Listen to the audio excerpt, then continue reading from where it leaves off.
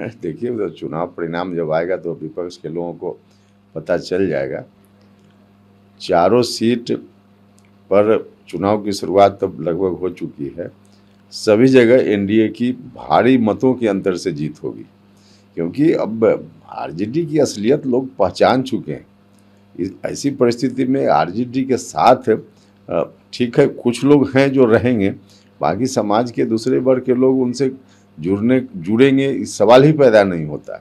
तो एनडीए गठबंधन की जीत सभी चारों सीट पर जहां जहां उपचुनाव हो रहा है होगी। उपेंद्र कुशवाहा चुनाव प्रचार में कब से जा रहे हैं? नहीं, देखिए, ऐसे तो कल ही हम बेलागंज जाएंगे और परसों रामगढ़ जाएंगे और उसके बाद फिर बाकी बीच में जिस तरह से कार्यक्रम लगेगा जाएंगे।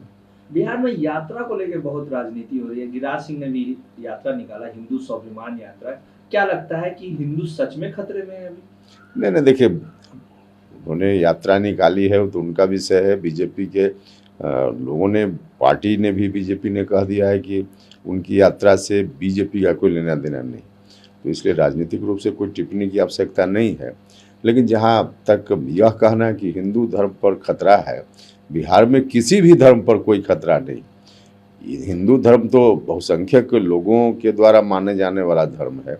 इवन जो अल्पसंख्यक समुदाय के लोग धर्म मानते हैं उस पर भी बिहार में कोई खतरा नहीं। बिहार के लोग अब वैसी चीज़ों से आगे बढ़ चुके हैं, कहीं कोई खतरा नहीं है। और उसके बावजूद है तो अलग विषय है। अब अररिया के सांसद हैं, उन्होंने कहा है कि अररिया में रहना है तो हिंदू बनना पड़ेगा, हिंदू बोलना पड़ेगा।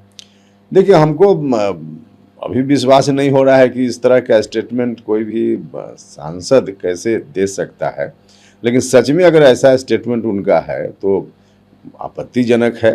उनको पुनर्विचार करना चाहिए। ऐसी बात नहीं बोलनी चाहिए जो संविधान के विरुद्ध में जाती हो।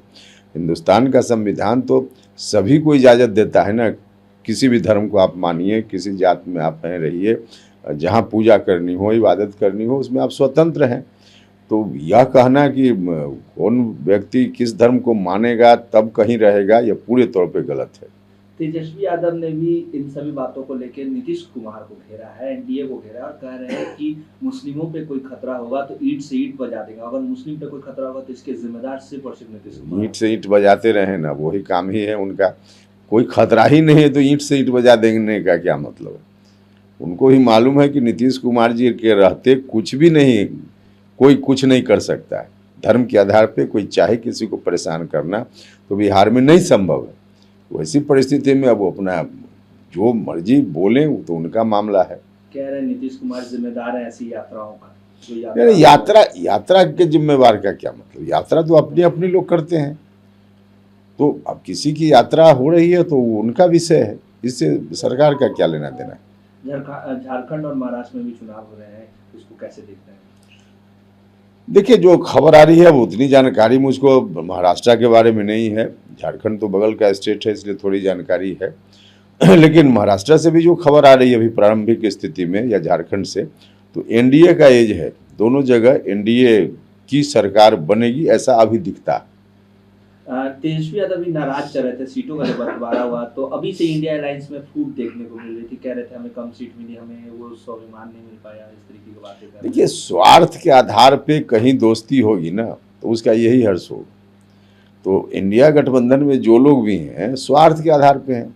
आम जनता की इंटरेस्ट से तो उनको कोई लेना देना नहीं है, इसलिए सिर्फ फुटबॉल की स्थिति होती है। यही कारण है। एनडीए इंटैक्ट है? बिल्कुल, एनडीए पूरे तौर पे इंटैक्ट है, इंटैक्ट रहेगा।